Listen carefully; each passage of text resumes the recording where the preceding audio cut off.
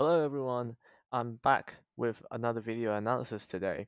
And of course, we're going to discuss about uh, the round 3 of Baden GT Tour, which happened on last Friday. Now, unfortunately, uh, I was not able to finish this race because of technical difficulties, but still, there are plenties to be discussed about in this race, even without me. And especially because this is the first race in Baden GT, and as you would have expect, there would be some uh, rather interesting incidents to be looked at. So, without any further ado, let's take a look on the incidents. So, the first one, it's not particularly involving any kind of drivers or anything. It's a general starting position. Now, this is actually the first time that we have a safety car start. That means that the race will be starting under the lead of safety car. And as you can see on the screen, this number 4 Mercedes Paulo Cantu is safety car driver and is leading everyone. But as you can see, because this time we introduced the safety car for the first time, and we haven't done any kind of practice start. So as you can see, everyone just kind of stumped it there and doesn't know what to do and where to go. So it was a bit messy already on the formation lap. And just here at the start, and you can see still how messy it was.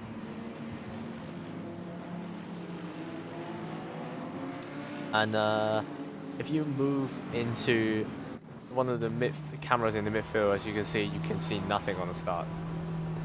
You can barely see anything, and it is it is understandable to know that why drivers won't be able to follow the correct grid orders in some ways, and could risk getting a false start penalty if you ask me. But as you can see already, very uh, obviously, there is there are two cars actually. I want to say there is a car. Actually, I realized there are two cars were not on the correct place for starting the race. Now, normally we line them a double file for a rolling start, and if there are grid lines, you should follow them. So the odd grid number goes to the right inside normally, and the even number goes to the outside. But as you can see, uh, two Porsches, they're not lining up in the correct order, but uh, I gave spammers a 5 second, I believe it's a 5 second penalty.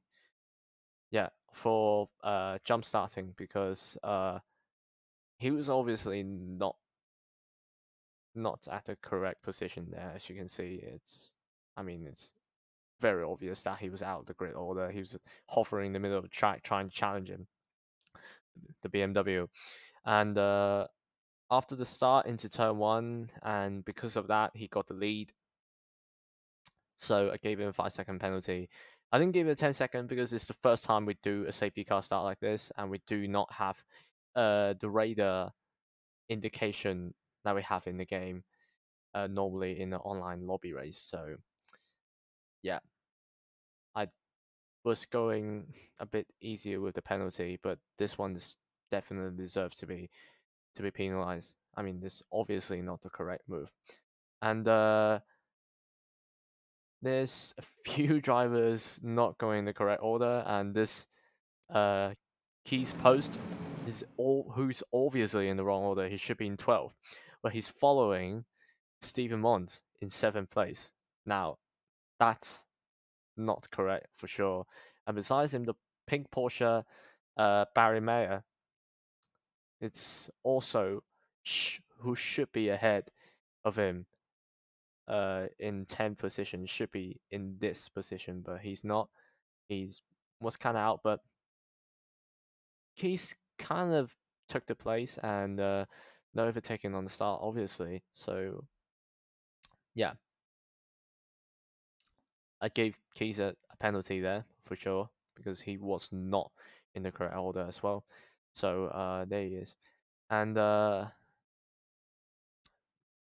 basically it's just a little messy on the start. Not really a big business if you ask me, and it's basically there. And there's Austin Martin going on the wrong side of the track, actually on the side of the race. But I can't blame him because the leaderboard was actually making a mistake for him as well. So I don't blame him for going in incorrect position on the grid. And a bit of a special case for Ruben because he told me after the race that his wheel was actually disconnected on the formation lap and he was trying to get back to the position. And my fault on it's actually my fault that I haven't mentioned that you can't get your position back after the safety car line, which should be over there just before the entrance. Yeah, I should take a bit of responsibility there, so I didn't give a penalty to Rubens. So he was a bit of a special case, but it's not a very good start, and because the whole organization was in such a hurry that we couldn't plan this well, and I don't blame anyone for not doing the correct thing that they should be doing. So yeah, and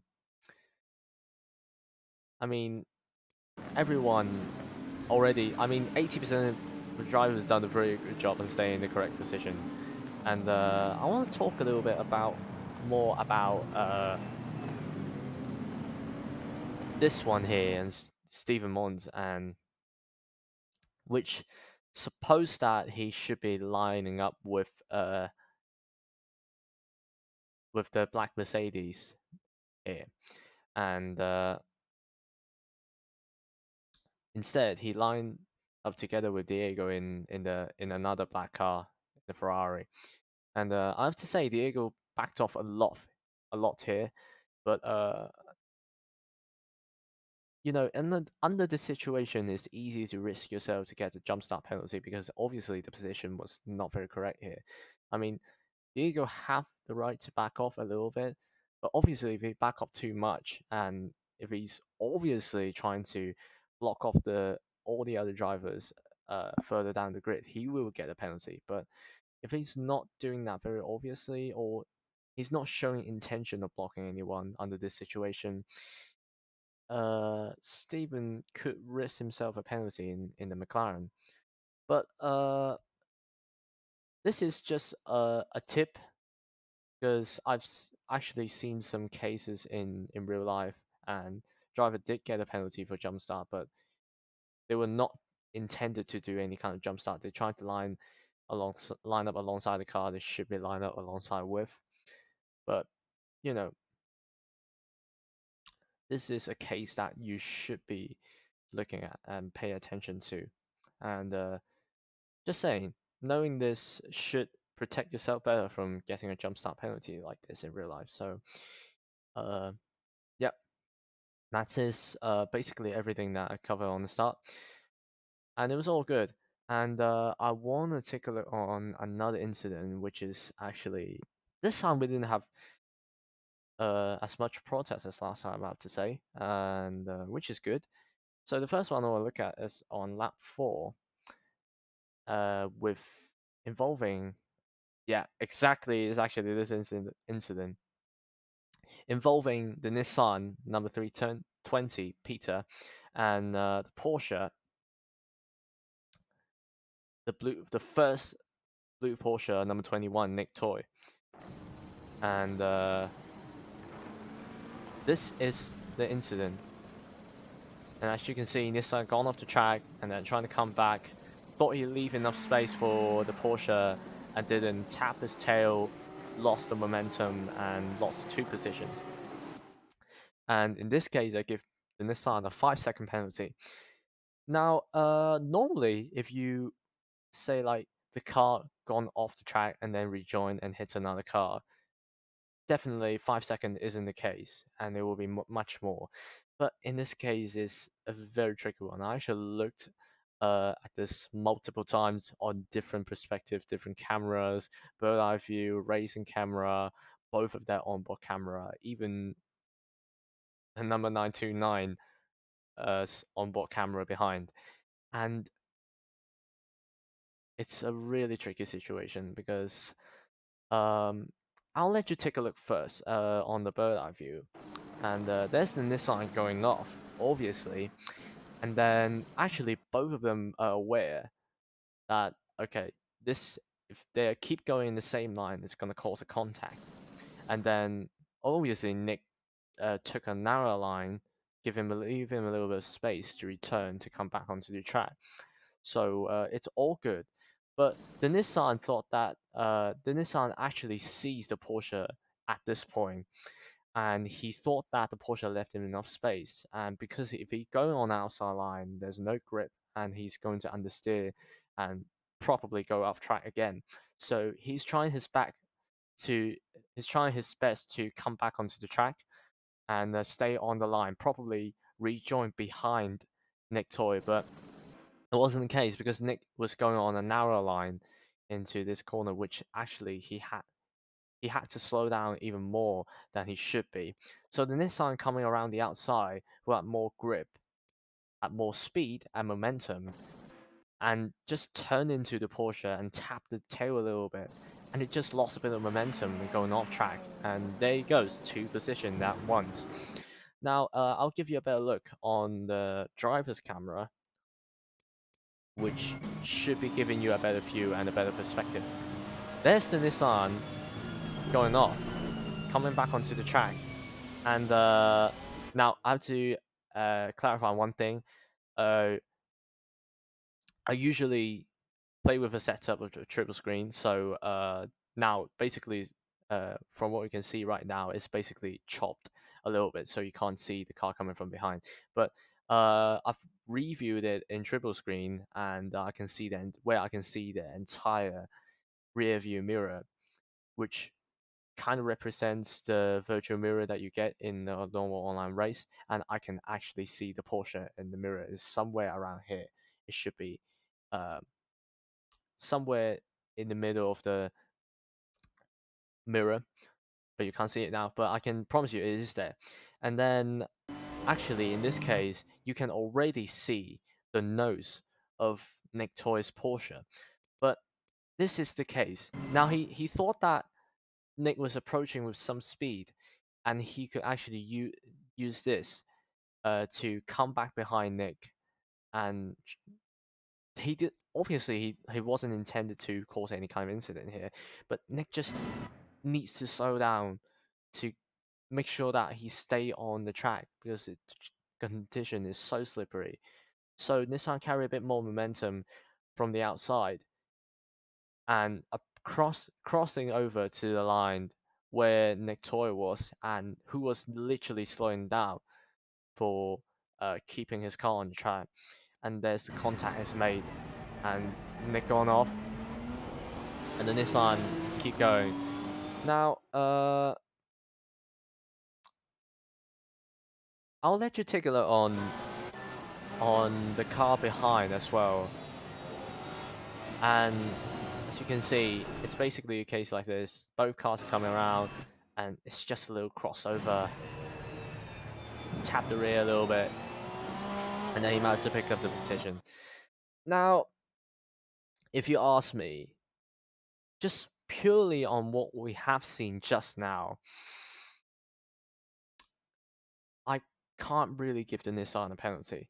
But the most important thing is that the Nissan didn't return the position to Nick Toy, and that is actually against the rules. So for that, I gave the Nissan a 5 second penalty because he affected his opponent and lost his position to another car, including Peter, who's in the Nissan himself. So that is definitely worth a penalty, but it's not like the case that we saw last time at Laguna Seca, where the Aston Martin literally just came across the track and hit the the Mercedes, who was on the normal racing line. This case is much more tricky, and it's not like he wasn't watching the mirrors and anything. He actually left enough space for Nick to come back. They both have good awareness of each other, but the Nissan just thought that he could follow Nick into the corner, rejoin behind him, but just wasn't quite aware that Nick was slowing down to keep himself on the track, and the contact is made. So 5 second it is. Then you can probably argue with that, like, but normally under this circumstance where the Nissan wasn't intended to cause any kind of incident, I really shouldn't penalize him that hard, and especially Nick didn't pick up any kind of damage. He just gone off track, picked up a bit of standing water, lost a bit of tire temperature, and lost his position to 2 cars, and who was actually very close behind. So 5 seconds to the Nissan this. So last incident that we're going to look into this video today, it was on lap 17, involving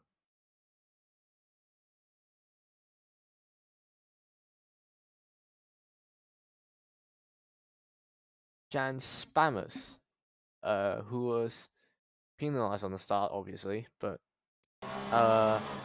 it was coming around Spoon. It was all the way from the hairpin to the Spoon.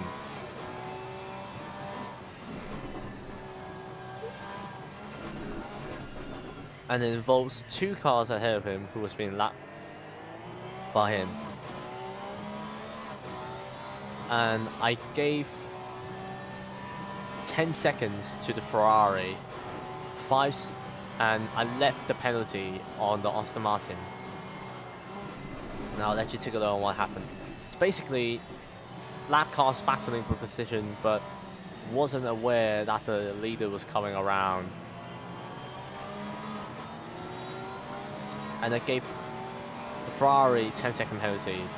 I was going to give the Aston Martin a 10-second penalty as well, but after I took a look on the incident, I feel like the Aston Martin can't really decide where he should be going in this case, and he definitely in this mirrors he can't see this Porsche until this very moment, and he let the Porsche pass it here.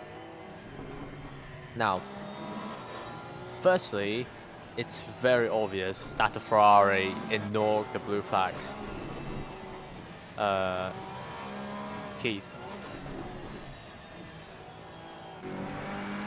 Tunstead, he definitely deserves a penalty here. I mean, I shut the HUD. You can obviously see there's a leading car coming around, and at this point, he definitely would get a blue flag to tell him to get out of the way. So the Ferrari has to get the penalty. 10 seconds it is. Very clear it is there. But for the Aston Martin, initially I gave him a 10-second penalty, and then after looking onto the incident again, reminded by the driver of this car himself, I can't really give him the penalty because the only moment where he can see the leader and be able to give the space was here. And I don't really think he's going to care about a leader for now, because there's the Ferrari coming in this way, and he's actually behind him in terms of track position and trying to battle for his position. And initially, it's the Ferrari's fault to initialize this whole incident and the battle. And because the Porsche was behind the Aston Martin can't back off from here, and he can't move in front of the Ferrari and back off because the Ferrari will hit him. So I didn't. So what I did was gave a 10-second penalty to the Ferrari, who was obviously not giving up the position when the leading car is coming by. He obviously had the chance to back off, and he just didn't. For the Aston Martin, it was a bit of a tricky situation here. and I decided to cancel his penalty. But I gave him a warning on this. That means that if he does that again in the next race, he will be getting a penalty straight away. And yeah, it's just for reminding him that never do that again. Give the position to the leading car whenever you can. So yeah, I mean, I can't really blame the lap cars because everyone is finding position no matter you're in the leading pack or in last from the back of the grid. Every position matters, I know, but it's always the lap car's priority to give space to the leaders and not to block them under the blue flag rules. So I think it is fair to give the Ferrari 10-second penalty. I didn't even think about that. That's a 10-second for sure for blocking it when he had the chance of backing off. But Aston Martin, I feel like I should give him a little bit of breathing room there because he wasn't in total control of how he can back off and give Porsche a position. But I should give him a warning because he actually did had a moment. He did saw the Porsche in the mirror, but consider the fact that the Ferrari initialized this whole thing. I gave the blame to the Ferrari. So that's it for all the incidents then. I hope you find this video useful.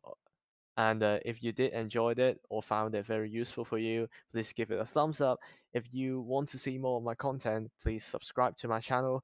And until then, I'll see you in my next video. Take care and have a good day. Bye.